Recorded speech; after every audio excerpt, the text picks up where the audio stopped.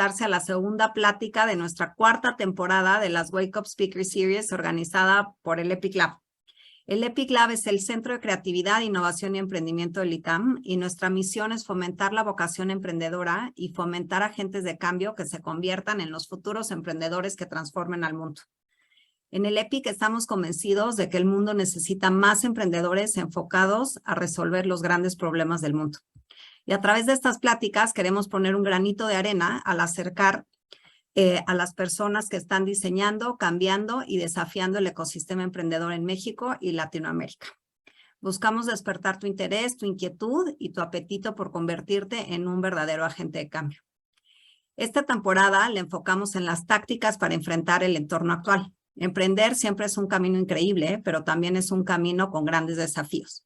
Y hoy, en el entorno actual, las startups tienen que ser aún más creativas, innovar, pivotear y adaptarse. Esta serie de pláticas busca dar recomendaciones prácticas y útiles para hacer frente a los retos que hoy viven. Por ello, abordaremos como tácticas para sobrevivir financieramente, para reclutar y retener talento, para adquirir y retener clientes e incluso para mantener la salud mental. Y hoy tenemos un tema increíble. ¿Cuáles son las tácticas para darle la vuelta a tu startup? Y con esto, pues no podemos tener y querer un mejor panel. Voy a empezar presentando a Carlos Anaya, que es CEO de Partimóvil, empresa dedicada a pagos móviles y desarrollo de soluciones basadas en tecnología celular. También es emprendedor en Endeavor y obtuvo el Premio Nacional al Emprendedor en 2018. También presento a Diego Muradás, co-founder y CEO at Sendala y emprendedor serial. Antes fundó Cohete y Kashi y es también Latitud Fellow. Y finalmente tenemos una persona que va a guiar esta conversación increíblemente, que es Hanna Volvinic, Managing Partner de Capital Invent y colaboradora muy cercana del EPIC Lab. Antes de pasarle el micrófono a Hanna, les recuerdo, por favor, mandar todas sus preguntas por chat. Hanna las va a estar recogiendo a lo largo de la conversación y se las irá preguntando a lo largo de la plática o también al final todas las preguntas que ustedes tengan. Muchísimas gracias a los tres por estar aquí. Hanna, te cedo el micrófono. Muchas gracias, Dani. Muy buenos días a todos y pues qué gustazo tenerlos aquí, qué gustazo estar. Bueno, en el contexto de la temporada 4 de tácticas para enfrentar el entorno actual, pues nos toca platicar de las tácticas para darle la vuelta a tu startup. Y creo que aquí son dos temas que son bien importantes. Uno es cómo enfrentan los emprendedores los tiempos de crisis. Y dos es cuando tienes que pivotear tu producto o servicio, cómo lo llevas a cabo, ¿no? Desde cómo lo llevas a cabo al interior de tu empresa hasta cómo lo manejas con tus inversionistas y todo el proceso que esto implica. Y bueno, ¿por qué estos dos temas? Bueno, pues todos sabemos que estamos enfrentando un momento que puede ser complicado. El año pasado se registró una bonanza de capital y de inversiones de venture capital que se está enfriando, quizá más rápido de lo que quisiéramos. Y de hecho ya en Crunchbase los datos reflejan por lo menos un 30% de disminución en el primer trimestre de 2022 versus el último trimestre de 2021 en relación a las inversiones de venture capital en América Latina. Y bueno, ¿por qué es esto? Pues son factores que todos conocemos, están la inflación en prácticamente todos los países del mundo, se están enfriando las economías, las bolsas han sufrido bastante, está la guerra con Ucrania, entre Ucrania y Rusia, perdón, está el problema en las cadenas de suministro, y bueno, pues todo eso ha hecho que el capital se retraiga. Si bien es a nivel global, pues obviamente también en América Latina, ¿no? Esto pone un reto a las startups, que si de por sí ya es un reto emprender, pues ahora hay que enfrentar este entorno en el que hay una disminución en el capital y además, pues un entorno complicado para nuestros clientes, ¿no? ¿Y por qué de pivotes? Porque pues muchas veces, incluso las startups más exitosas, han pivoteado sus primeros productos y servicios. ¿Por qué? Porque, o sea, cuando estás innovando no necesariamente conoces todo.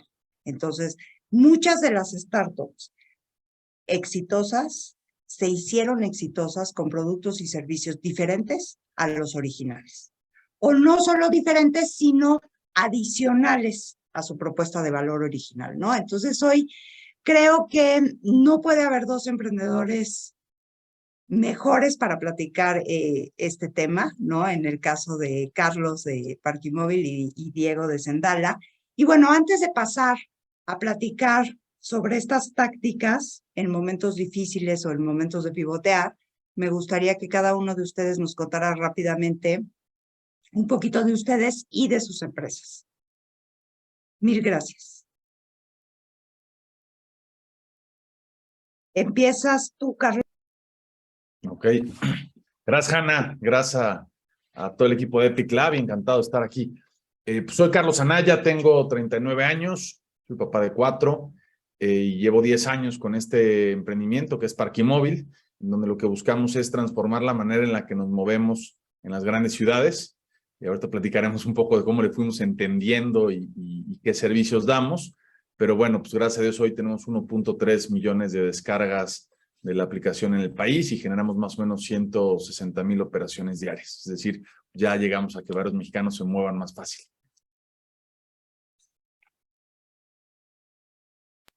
Diego.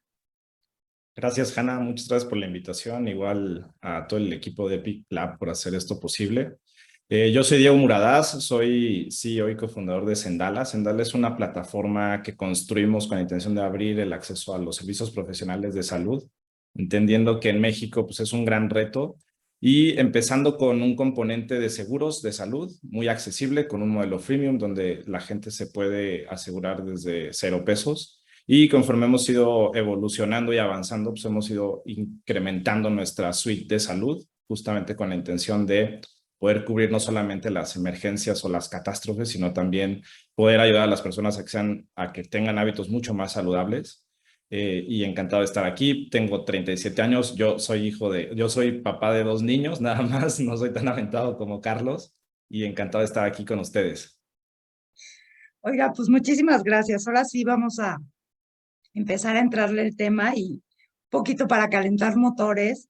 Carlos, pues tu empresa, como bien ya lo dijiste, es una empresa en el sector de movilidad y pues todos sabemos que los primeros meses de la pandemia las operaciones de movilidad se fueron literalmente a 0.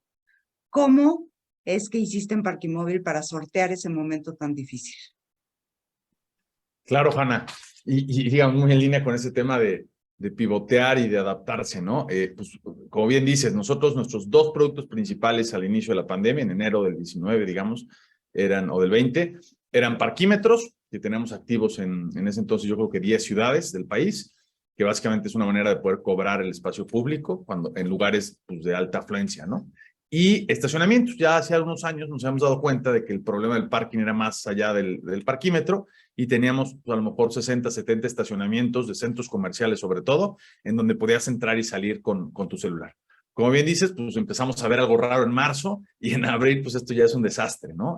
Se van, las ciudades, pues dicen, no puedes salir. Evidentemente quitan a los oficiales de tránsito que te generan multas y pues se va a cero el tema del parquímetro y pocas semanas después los centros comerciales no solo dicen no vengas, cierran sus puertas y pues cierran los estacionamientos, ¿no? Entonces, pues claro, nuestras operaciones van en franca picada. Además, es muy duro cuando tú ves una tendencia en donde le has dicho a los fondos, a tus inversionistas, a todo, vamos que volamos, ¿no? Enero, febrero rompe y de repente dices, ¿pero qué pasó? O sea, ¿qué hicimos mal?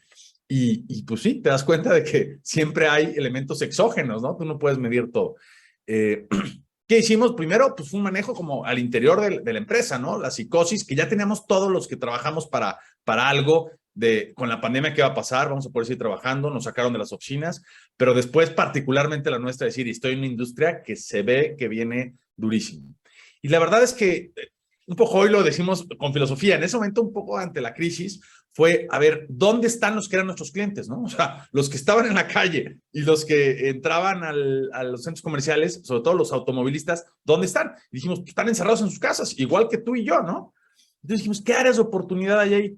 Y la verdad es que como siempre ha pasado en Parquimóvil, las soluciones van surgiendo del dolor propio, ¿no? Yo me di cuenta al venirme a encerrar aquí a su casa y estar aquí pues varias horas al día y ya no tener esa rutina natural de salir a las 8 de la mañana y regresar a las 8 o 9 de la noche, pues yo creía que vivía seguro porque había unos guardas en la entrada y estos pues medio manejaban en los accesos, ¿no? Pero estando aquí me di cuenta de todos los errores. De repente llegaba a la puerta y me decían, están tocando. Decía, ¿por qué no me avisó ningún guardia? Salía y había un paquete de Mercado Libre o de Amazon, ¿no? Que además, pues otro problema de la pandemia es que nuestros gastos en el hogar se incrementaron por estas compras. Entonces decía, oye, pues estos cuates dejaron pasar, ¿qué tal si hubiera sido un ladrón? Y muy rápido, la verdad, o sea, en cuestión de 2-3 meses, le dimos un giro diciendo, en un estacionamiento nosotros lo que cuidamos es que entren todos y solo salga el que pagó. La misma tecnología funciona para un control de acceso. En un control de acceso solo quieres que entre el que está autorizado. Hoy, a la postre, puedo decir que la pandemia fue una bendición. Esto ha sido el ingrediente que ha cerrado la llave del network effect en las ciudades y está a punto de ser, ya es el segundo servicio con más operaciones, controles de acceso. Tenemos 184 fraccionamientos, condominios corporativos, crecemos más o menos 2 a la semana y probablemente en un par de semanas o meses será el producto con más operaciones en Parque Móvil, una cosa que antes de pandemia ni siquiera habíamos visto. Muchísimas gracias, Carlos. Creo que es súper útil todo lo que nos estás contando. Y bueno, pasaríamos un poquito con Diego. Que Diego, yo sé que Sendala no es tu primer emprendimiento y después vamos a también abordar ese tema. Y también sé que pivoteaste tu primer producto o el producto original, ¿no? De Sendala. ¿Por qué no nos cuentas ahorita un poquito de qué significa pivotear? ¿Cómo te das cuenta? O sea, ¿en qué momento te das cuenta que tienes que pivotear? Y también si puedes después agregarnos un poquito de cómo sorteaste la pandemia, pues creo que nos ayudarías muchísimo. Súper. Sí, la verdad es que casi nadie lo sabe, pero Sendala íbamos a lanzar primero seguros de auto. Desde el principio, a ver, yo estudié actuaría y mi primer emprendimiento fue en el sector de los préstamos en línea. Y desde ese momento, desde 2013, 2014, yo me empecé a meter mucho en el tema de inclusión financiera. Y como actuario, pues, siempre veía la parte del crédito por el emprendimiento y veía la parte de los seguros por esta formación que tuve.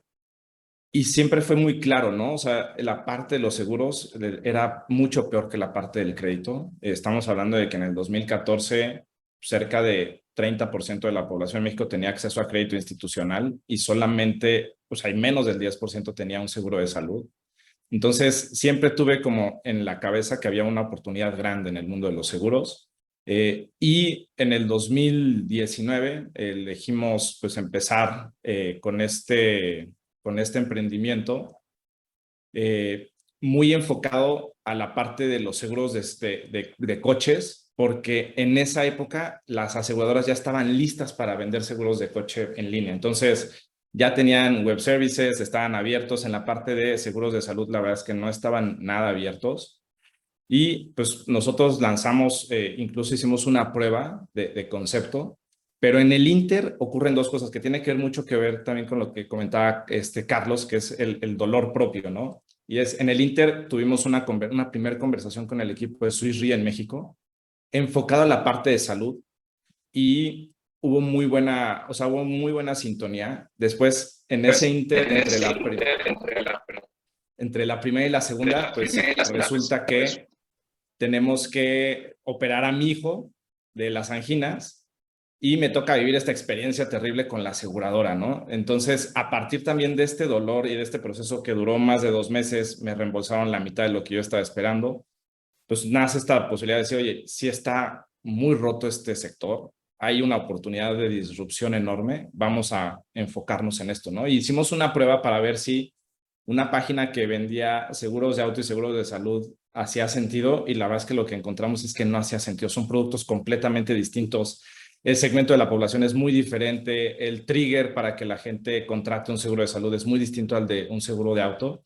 Y al final decidimos enfocarnos 100% en el seguro de salud, entendiendo que íbamos a lanzar mucho tiempo después, ¿no? O sea, lanzamos el seguro de salud un año después, porque nos tomó mucho tiempo construir estas alianzas, integrarnos con una aseguradora que es Prevem, y poder lanzar. Y además, justo en ese momento, como bien dices, llega la pandemia, ¿no? O sea, nosotros teníamos planeado por ahí lanzar por ahí de abril, mayo de 2020, llega la pandemia y claro que nos pegó durísimo porque estábamos justo en esta etapa final de integración y en eso pues la aseguradora, igual que todas las demás empresas, dicen, oye, tenemos que pasar de tener una operación en oficinas a una operación en casa. Entonces pone a todo su equipo de desarrollo, apoyarlos para poder hacer esta transición y obviamente después retomar las pruebas y todo, pues tomó mucho tiempo, ¿no? Entonces sí fue un proceso bastante interesante. Coincido mucho con Carlos, la mayoría de los pivots o de la evolución,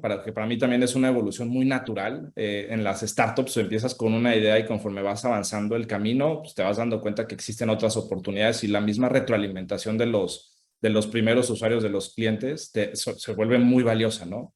Entonces, pues sí, nos tocó justo ahí transicionar con la pandemia y pues además hacer fundraising durante la pandemia tampoco estuvo nada fácil. Y ahí vamos.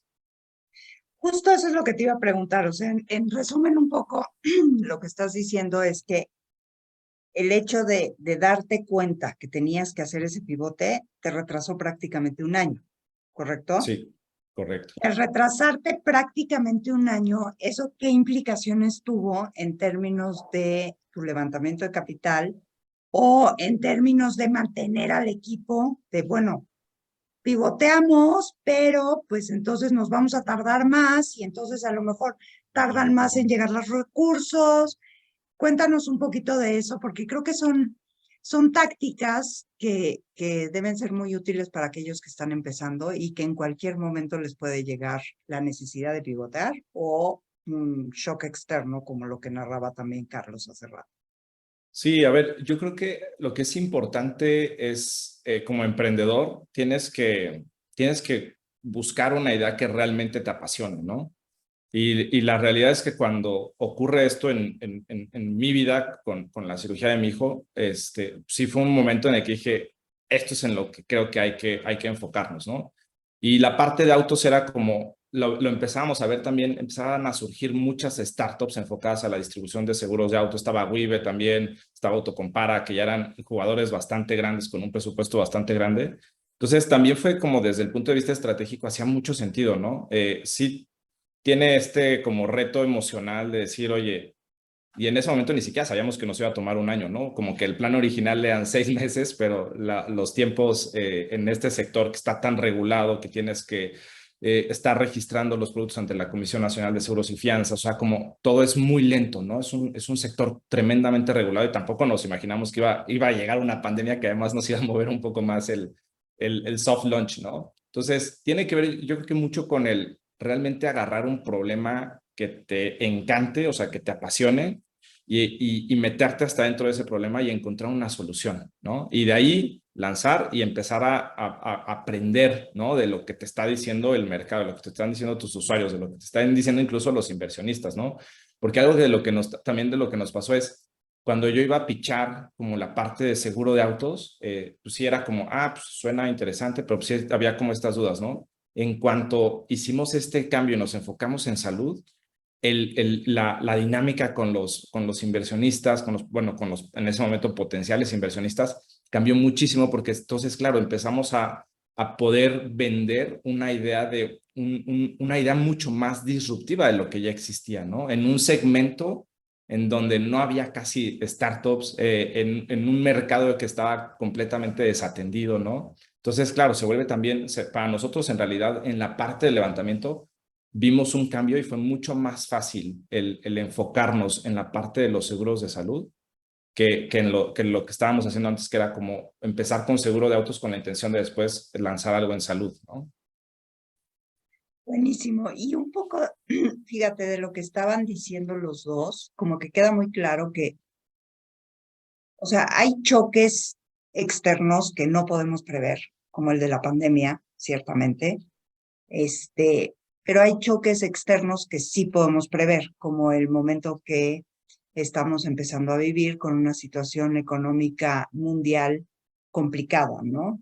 Entonces, para momentos como estos, donde aumentan los riesgos y donde sí los podemos prever, ustedes sienten que, bueno, tema uno, los aprendizajes que ya llevan de tantos años emprendiendo, por un lado, más lo que pasaron por la pandemia, les deja muy claro lo que tienen que hacer ante este momento de crisis o no necesariamente o siempre es diferente, o sea, ¿cómo lo manejan? Ya que traen, digamos, todo este aprendizaje de haber sufrido un choque que era totalmente imprevisible. No sé si quieres empezar tú, Carlos. Claro, Hanna. A ver, y muy en línea con lo que decía Diego, yo creo que hay dos cosas que son ingredientes que independiente a retos endógenos o exógenos, tienen que ser característicos, ¿no? Y uno es la pasión. Y esa viene en razón de que estés haciendo algo, pues yo digo, y coincidimos que te duele a ti, ¿no? Entonces, pues de entrada eres el principal usuario y finalista de la solución, pero además que mueve a tu entorno y que tiene impacto, ¿no? Entonces, eso apasiona y dices, vale la pena, ¿no? O sea, vale la pena que voy a cambiar la vida a mis vecinos, a la gente con la que estoy, a mi familia y demás. Y eso es bien importante. Pero también viene el tema, que viene muy en línea con esto, que es la resiliencia, ¿no? O sea, no tienes la solución, o sea, tú sales con pasión, enamorado de un problema. Creo que hay una frase fantástica del fundador de Waze que dice, el verdadero emprendedor se enamora del problema, no de la solución, ¿no? O sea, hay que enamorarse del problema, desagregarlo, entenderlo.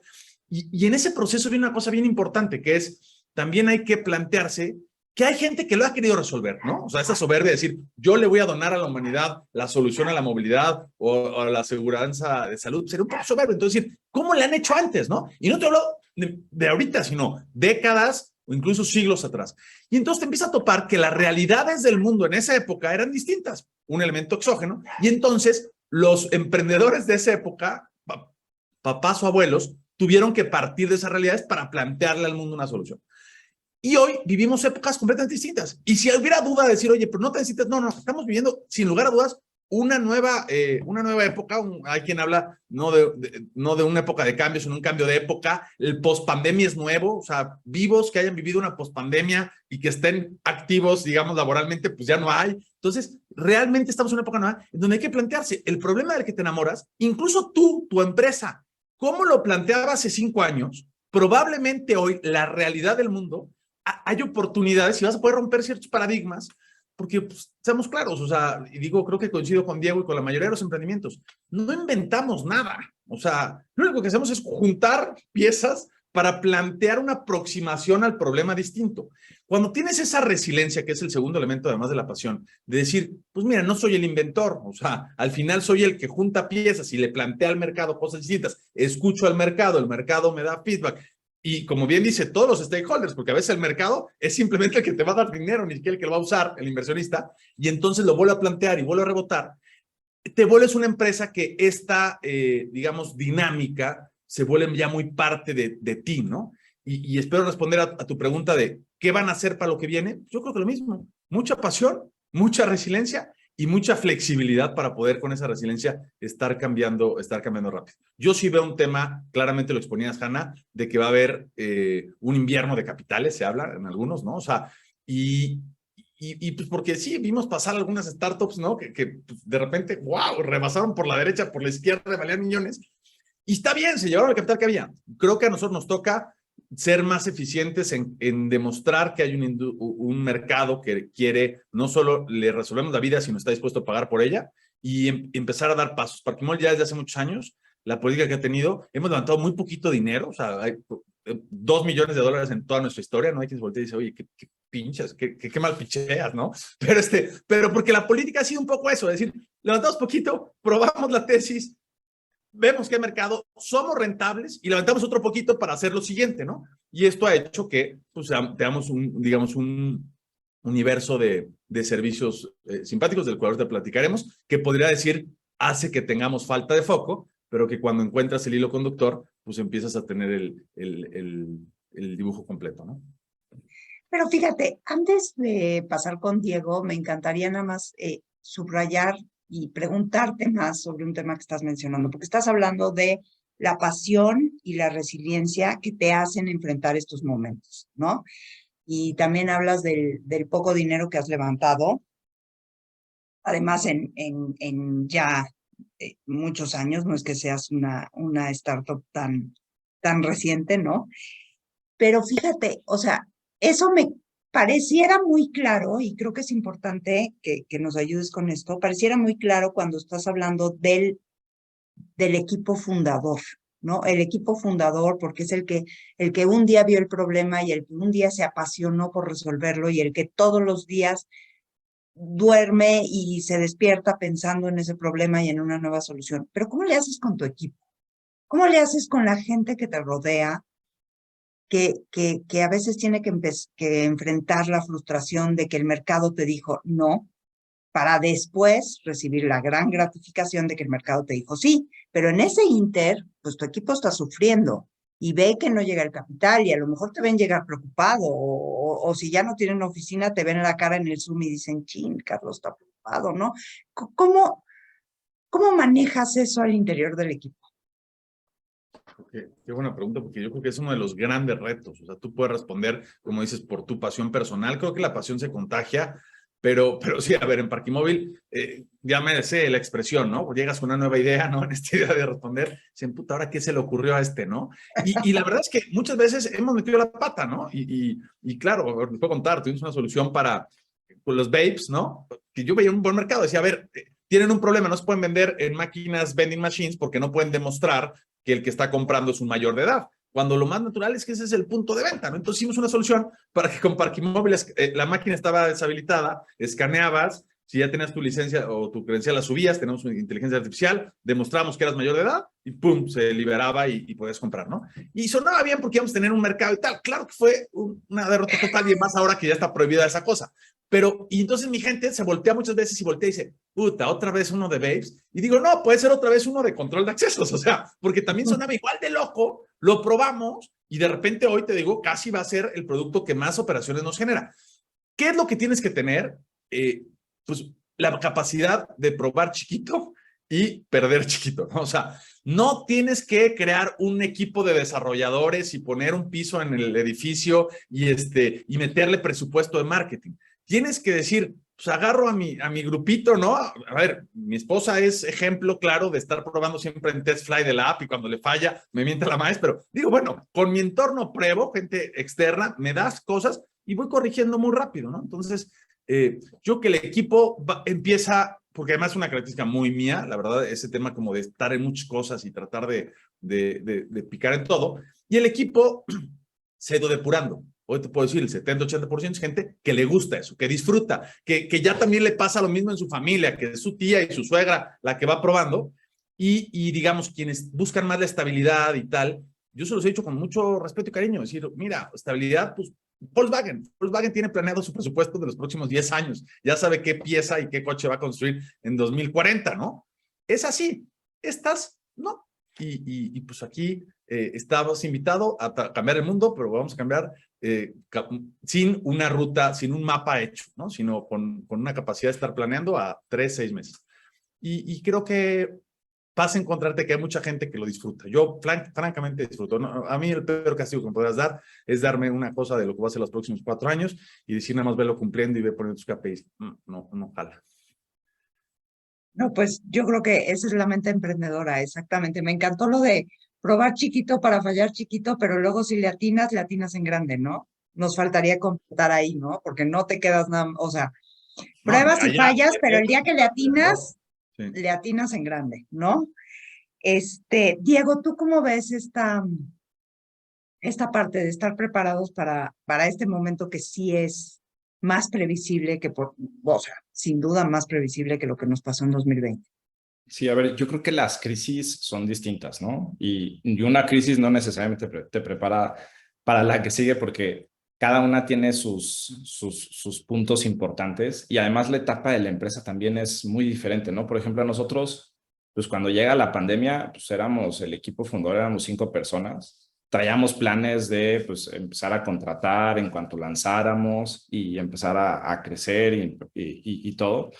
Y fue, no vamos a crecer, o sea, nos la vamos a llevar, vamos a hacer un soft launch, vamos a probar el concepto y cuando levantemos la siguiente ronda de inversión, entonces ahora sí lanzamos, ¿no? Y empezamos a contratar gente. Entonces, en esta es completamente distinta, ¿no? Porque nos agarra justo en el momento en el que estamos terminando de construir como la suite de salud Y entonces fue un momento completamente distinto, teníamos muchas más personas. Entonces, yo creo que cada crisis es lo que dice Carlos, ¿no? La resiliencia es clave y mantener mucho la calma, ser muy frío para tomar decisiones, ¿no? Analizarlo con mucha frialdad y decir en qué momento tengo que estar ejecutando ciertas decisiones y ser muy claro, ¿no? Y ser muy también como muy disciplinado. Toca tomar decisiones muy difíciles como puede ser el recorte de gente, ¿no? O sea, que estás dejando ir a gente muy valiosa y no la estás dejando ir porque no esté trabajando bien, sino porque la empresa necesita extender su runway, ¿no?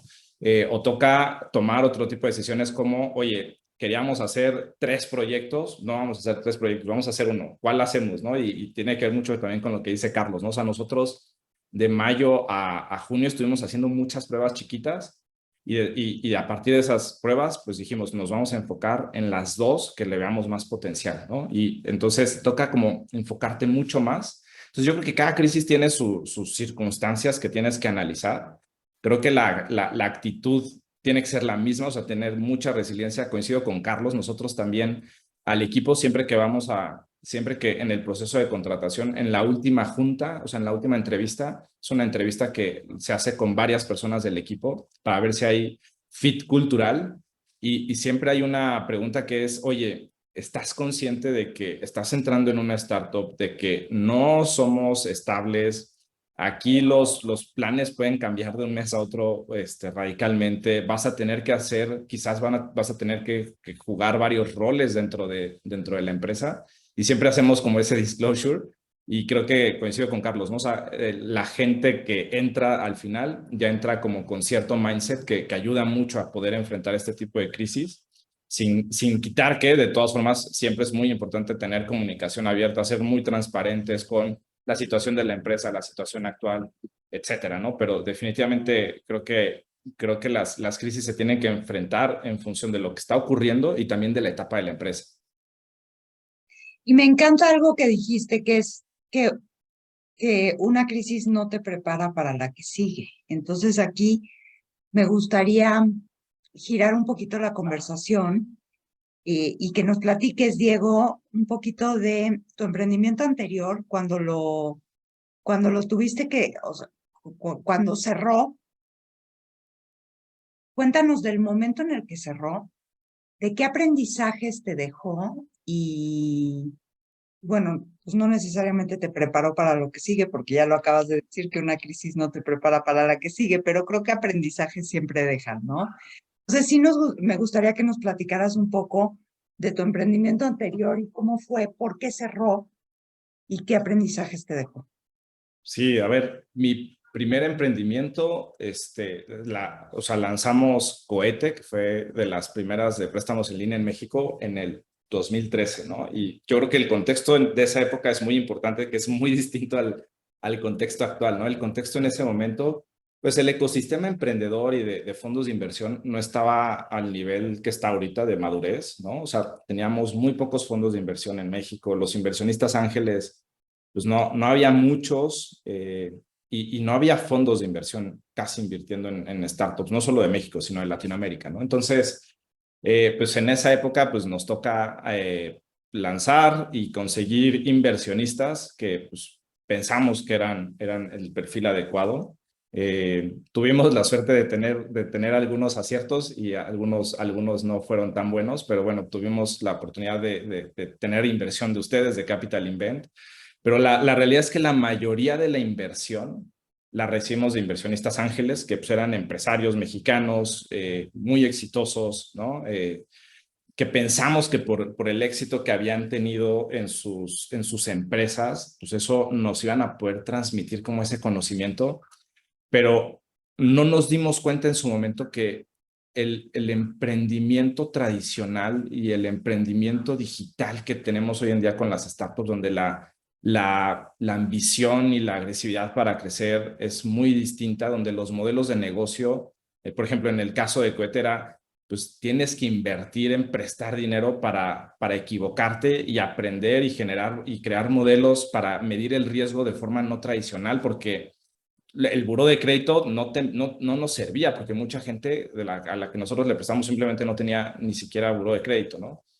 y el mindset era muy distinto, ¿no? Entonces nos dimos cuenta que todo el conocimiento que tenían estos empresarios que habían invertido en Cohete, pues no nos estaba sirviendo de mucho porque el mindset era muy distinto, ¿no? Entonces, pues para nosotros, digo, la terminamos cerrando en el 2017. La realidad es que pues íbamos bastante bien. De hecho, estábamos en pláticas con un fondo de Estados Unidos bastante importante para que invirtiera. En esa época, igual, estábamos en 2017, los procesos de inversión duraban 6 meses o más. No eran tan ágiles como lo son hoy en día. Entonces, el proceso iba a tomar tiempo y hubo un grupo de inversionistas que dijo, oye, pues yo ya no quiero hacer un bridge para que puedan llevar a cabo todo el proceso de auditoría, de due diligence.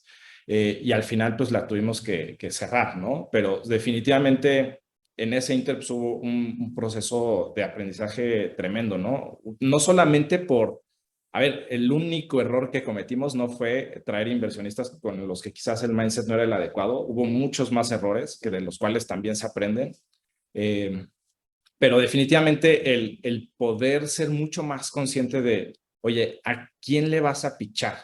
Y de quién vas a recibir dinero y hacer también tu trabajo de hablar con emprendedores que estén en ese portafolio o con gente que conozca a ese inversionista, la verdad es que se volvió clave, ¿no? Y es algo que sí hicimos en Sendala.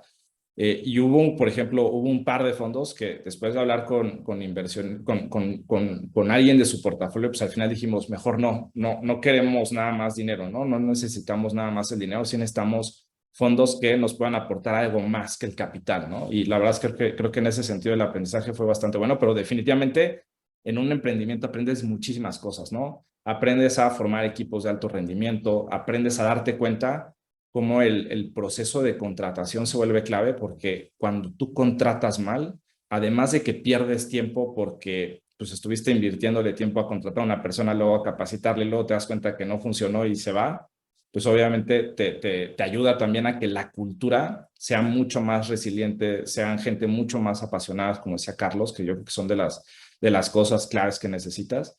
Y pues también vas aprendiendo, o sea, yo una de las cosas que aprendí en Cohete fue cómo las decisiones que tomas hoy en día, las repercusiones no las vas a ver hoy, las vas a ver en el futuro, ¿no? Entonces, como siempre tratar de entender, a ver, hoy estamos haciendo esto cómo se va a ver en el futuro, ¿no? ¿Qué va a pasar con Sendala al tomar esta decisión hoy, ¿no? Y yo creo que volverte consciente de eso fue clave, ¿no? Por ejemplo, en nuestro caso en Cohete, no sé si te acuerdas, estuvimos en un proceso, o sea, al final todo este proceso de levantamiento de capital que se hizo, que no lo hicimos de una forma correcta, surge de ver una oportunidad con una empresa europea que quería entrar a México y nos hizo un due diligence, una auditoría que iba a durar 2 meses y creo que duró como 4 o 5 meses y nos fue comiendo el runway. Y al final tuvimos que hacer esta ronda de inversión como con mucha más, con mucho menos tiempo como para poderlo hacer bien.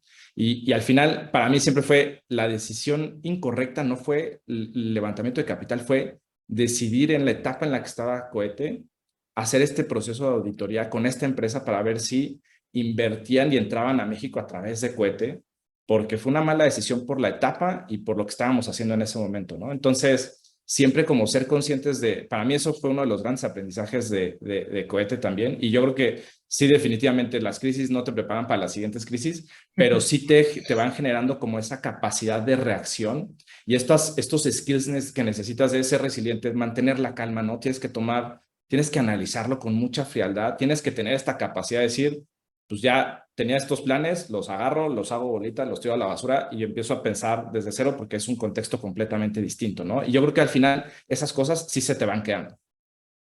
Se te crea una especie de callo o de músculo, ¿no? Sí. Y eso me llevaría a hacerte otra pregunta, o sea, todo lo que nos estás contando de Cohete y cómo cerró y los errores que cometieron y además ya habías emprendido anteriormente, o sea, ¿qué te deja el tema de emprender que lo vuelves a hacer por tercera vez?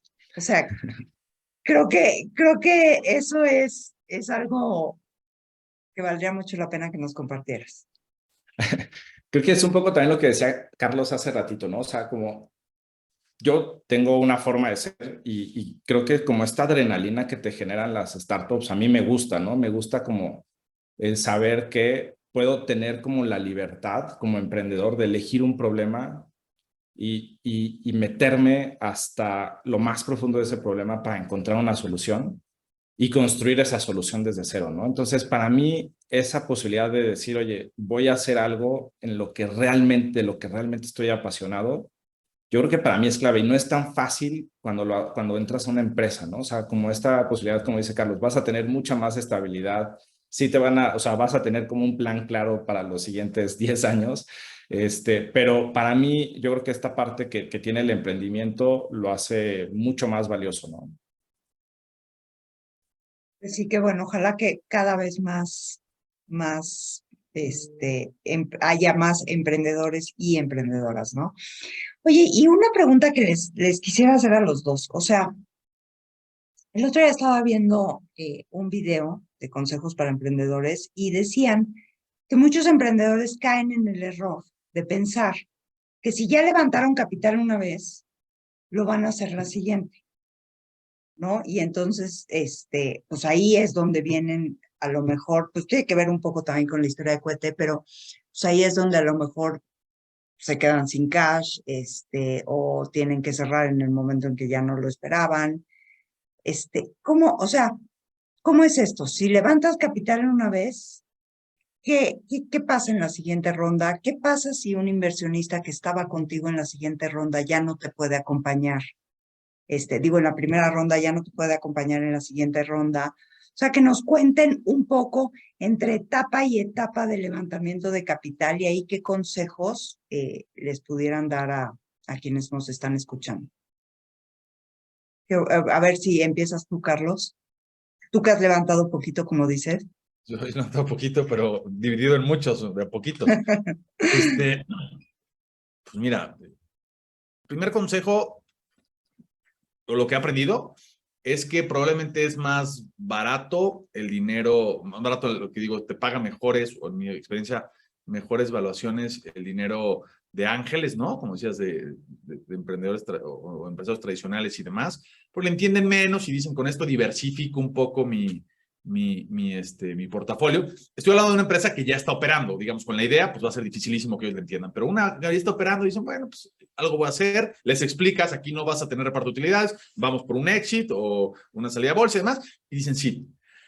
El problema justamente es que son one shots, ¿no? El dinero, creo que institucional o de venture capital, de quien se dedica a esto, lleva acompañado como un segurito, que es que tienen reservas para seguirte acompañando. Y esto, aunque en el corto plazo puedas decir, oye, pero me aprietan más la evaluación, son más duros y demás, creo que si estás pensando, como todo emprendedor que estamos pensando, hacer cosas pues, de largo plazo, de largo impacto, que quieren transformar el mundo, mi consejo, la experiencia que yo he tenido es que el dinero institucional a veces es mejor, porque te estás subiendo con profesionales que ya saben que aunque tú digas que no, porque todo el mundo en Excel, el emprendedor es millonario en la celda 300 o en la 3000, pero saben que va a haber temas porque lo ven todos los días y tienen reservas para acompañarlo. Entonces, mi primer consejo es, si ya están operando, es más, y si es una idea también, porque un emprendedor tradicional no les va a dar dinero, si es una idea, entonces busquen a los fondos de capital institucional.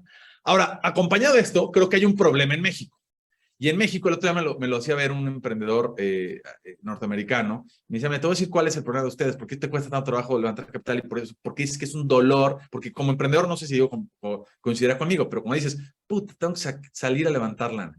Te va a quitar el 70, 80, 90% de tu tiempo, va a estar pichando. Por ejemplo, yo soy más de estar en persona, esto de pichar a distancia por Zoom, nomás no puedo, además me brincan los niños encima, entonces pues ya sabes, el fondo así medio, no te entumas, como que se le hace raro, y entonces, y entonces no me gusta. Y me dice, el problema es que en México los emprendedores son commodity, hay un chorro de emprendedores, y los fondos son los poquitos, ¿no? Entonces los fondos se ponen de acuerdo entre ellos, se van pasando al emprendedor y tal. En Estados Unidos ya se dio la vuelta. Hay un chorro de fondos y hay poquitos emprendimientos interesantes. Entonces, el fondo se pelea por ti, ¿no? Tú eres lo difícil de encontrar, como debería ser, la verdad, porque al final, aquí voy a poner y termino con un ejemplo muy tonto que dice, yo digo que un buen emprendimiento, y no sé dónde lo leí, pero se me hace bueno, es como un buen huevo revuelto con jamón. el huevo revuelto con jamón tiene dos elementos, ¿no? Tendrá sal y aceite, pero importante tiene jamón y huevo. Y son importantísimos. Tú puedes tener jamón frito y no es un huevo revuelto con jamón, o huevo frito y no lo es. Pero aunque los dos son bien importantes para poder hacer un buen emprendimiento, un buen huevo revuelto con jamón, tienen diferencias sustanciales. El jamón, que yo digo es el emprendedor, es la carne, es la sangre. Y el cerdito pone su jamón y su carne y su pierna o su brazo o su pechuga en uno solo, porque pues ahí se queda, se muere. En cambio, el huevo es un producto, que es un poco el tema de los fondos. Los fondos pueden estar en varios, porque el producto, la gallina puede dejar un huevo acá, otro allá, poner otro por allá. Y aunque es muy importante porque no se da el emprendimiento exitoso sin el tema del recurso y típicamente dinero, pero muchas veces son otras cosas con el que va acompañada la inversión. Tenemos que entender que como emprendedores vamos a ponerlo en uno solo y ahí nos vamos a quedar y vamos a dejar la sangre y el sudor. Entonces hay que ser muy cuidadosos primero. Mi primer consejo es con qué huevo revuelves tu jamón, ¿no? O sea, con qué emprendedor te vas a meter. Y también reubicar, y creo que es un trabajo de los fondos, Cane, y lo digo con toda transparencia, porque ustedes creo que son un fondo en ese sentido muy maduro y muy pro emprendedor y que nace de emprendedores, eso ayuda mucho, pero también ubicarse, o sea, ustedes van a poder dejar huevos por todos lados, y entonces tienen que ser como más empáticos del lado del emprendedor en el acompañamiento y en el entender, este cuate sí está jugando one shot. O sea, a mí una de las cosas que más me duele cuando en la Mexcapi dicen es que típicamente el fondo de cada 10 que invierte asume que va a perder 8, una más o menos y otra la prende. Güey, estás hablando de vidas, o sea, son familias, son empresas completas. Qué chingón que tú te juegues apuestas de apuesto a 10 para que le pega a uno, pero dejaste a 9 cabrones jodidos. Entonces, creo que hay que humanizar esa parte, decir, pues sí, hubo 9 cerditos que dejaron su sangre y su carne en un huevo revuelto que nadie se comió, se pudrió, no la mueles, ¿qué hacemos con ellos, no? Yo creo que te acabo de decir por qué no levanto lana, porque no suele caerle bien esos comentarios a los fondos. Sí, totalmente, totalmente de acuerdo, Carlos. Hay familias detrás de cada startup, ¿no? A ver, Diego, cuéntanos un poquito y ahorita ya empezamos a cerrar porque se nos va a empezar a venir el tiempo encima. Sí, yo creo que, a ver, está muy bueno lo que decía Carlos, pero a ver, yo sí creo que los levantamientos de capital no son sencillos, ¿no? A veces se busca como simplificar mucho, pero no son nada sencillos, porque no es nada más el cómo presentas tu empresa, cómo presentas tus números, tiene también que ver con cómo haces match con cómo conectas con la persona del fondo de inversión que va a tomar esa decisión, ¿no? Y yo creo que, a ver, yo sí creo que el hacer rondas te va enseñando cómo levantar siguientes rondas, pero no te las garantiza, ¿no? Porque es igual, o sea, lo que, por ejemplo, por ejemplo, en mi caso con Sendala, ¿no? Pasamos de levantar con un PowerPoint y eran puras ideas y ya, a de repente levantar una seed en la que pues, ya no solo son ideas, ¿no? Ya tenemos una página de internet, ya tenemos primeros usuarios, ya tenemos feedback, ¿no? Entonces, y luego pues viene una serie A en donde pues ya no es nada más eso, es, oye, ¿cuánto revenue estás generando, no? ¿Qué tanto trabajo te está costando o sea, crecer? ¿Cuáles son esos canales de distribución? ¿Cuál es tu unit económico? ¿Cuál es tu CAC, no? O sea, va evolucionando también, ¿no? Sí creo que el levantar capital con fondos de inversión te abre la puerta para seguir levantando siguientes rondas con otros fondos de inversión por la misma red que van teniendo, por la misma red que tú vas generando con otros emprendedores que te van recomendando con los fondos.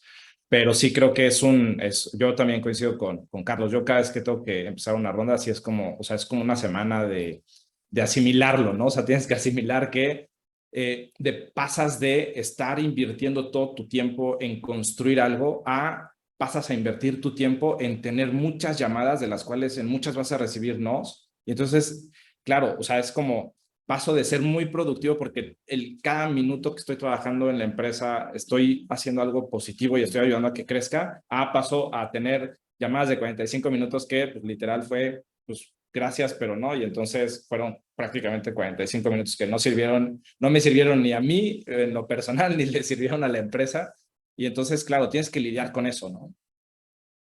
Pero ¿no crees que cada tiempo que inviertes pichando tu empresa, aunque te digan al final que no, pues puedes aprender algo o vas adecuando Ver, sí, definitivamente. cada vez que, o sea, yo por ejemplo algo que siempre hago es acabo una llamada con un fondo de inversión y apunto todas las preguntas que me hicieron, ¿no? Y entonces, claro, el pitch, el deck va evolucionando, sobre todo con las primeras 10, 15 conversaciones que tengo, evoluciona mucho porque voy viendo qué les llamó la atención, qué no les llamó la atención, qué me preguntaron, y entonces voy alimentando también slides en el anexo y todo. Y sí, a ver, definitivamente te enriquece tu proceso de levantamiento, pero la realidad es que te volteas y dices, puta, o sea, pude haberle dedicado 45 minutos a revisar el producto o haber entrevistado a un usuario y no lo hice, ¿no? Entonces, Claro. al final tienes que lidiar con eso, ¿no? Que yo creo que también es parte, por ejemplo, de lo que les debe pasar a los fondos, ¿no? Que es, Sí. pues, te la pasas hablando con emprendedores a los cuales, pues, al final decides no invertir, ¿no? Y pasas mucho tiempo diciendo nos y muy poquitos sís, ¿no? Entonces, aquí es al revés, o sea, pasas mucho tiempo construyendo tu empresa y de repente entras en una etapa en la que dejas tu empresa a un lado un poco y te enfocas en buscar estos inversionistas, ¿no? Y esa parte, yo creo que muy pocos emprendedores deben de emprender con la intención de, me encanta levantar capital y esto es lo mejor que me puede haber pasado en la vida, ¿no? O sea, más bien emprendes por todo lo demás y haces las rondas de inversión porque pues, es lo que te toca, ¿no? Estoy completamente de acuerdo. Ahora, antes de empezar a cerrar, quiero meter rapidísimo una pregunta que nos está haciendo por ahí alguien, que es, ¿qué apoyo han tenido en este largo camino de emprender de parte de sus familias, en particular ustedes, de sus esposas, ¿no? ¿Cómo lo viven? Diego, vas. A ver, Yo. A dale, ver, dale. definitivamente, o sea, yo me acuerdo que cuando iba a empezar Sendala, pues sí tuve una plática con André y le dije, oye, pues quiero hacer esto, ¿no? Y pues fue una decisión en conjunto, ¿no? El decir, pues órale, vamos. Pero a ver, yo creo que por lo menos en mi caso, para Andrea, mi esposa, es bastante difícil también, ¿no? O sea, lidiar con esta incertidumbre, porque además ella lidia con una incertidumbre que no controla en lo absoluto, ¿no? Yo lidio con parte de la incertidumbre, yo la puedo controlar. Mi esposa, pues claramente, pues no está en la empresa. Entonces, pues nada más le toca que yo le cuente cómo vamos y todo. Entonces, yo creo que sí es complicado el apoyo familiar, pues yo sí creo que es clave.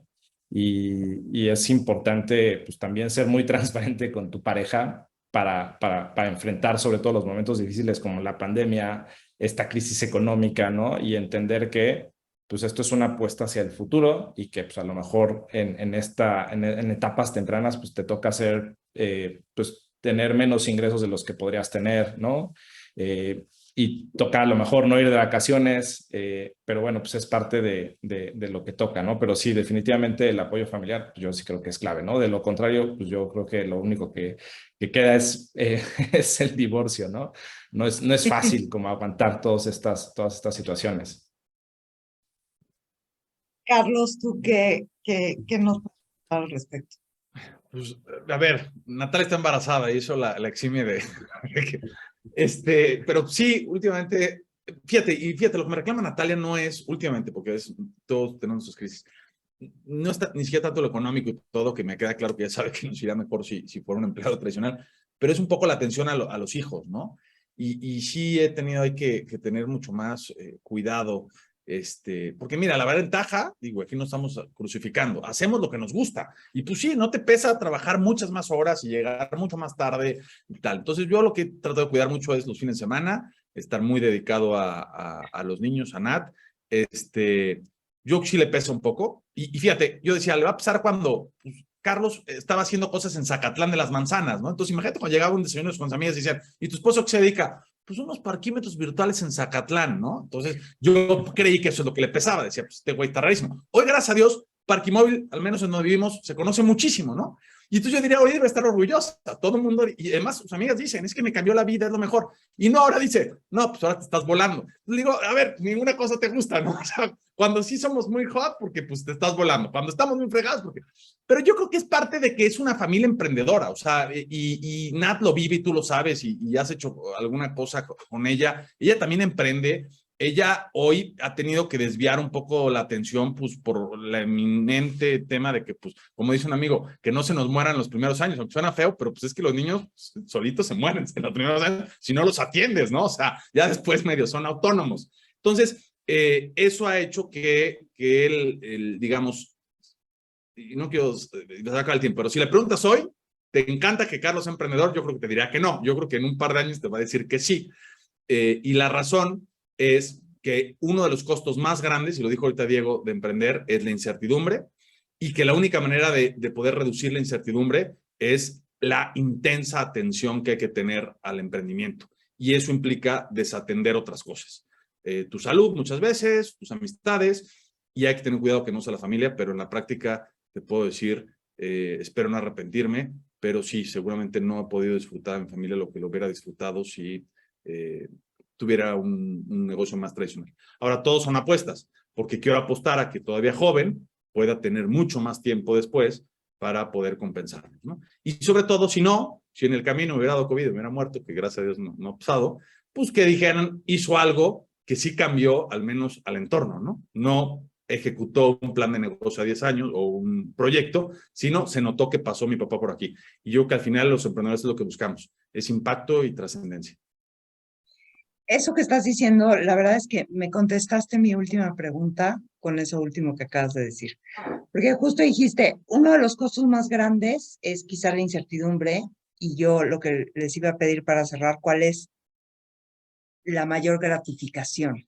Y creo que tú lo acabas de dejar muy claro.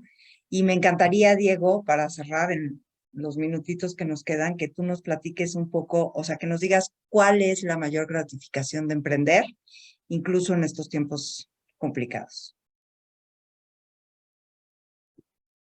Desde el Estás punto en de mute. vista, sí, desde el punto de vista como muy personal, creo que tiene que ver también con lo que decía Carlos, es tener un impacto positivo, trascender, ¿no? O sea, de hecho, justo la intención de, oye, ¿por qué hicimos un modelo freemium en planes de salud? Pues mucho tenía que ver con este impacto positivo, ¿no? Desde el punto de vista de negocio también hacía sentido y lo logramos como cerrar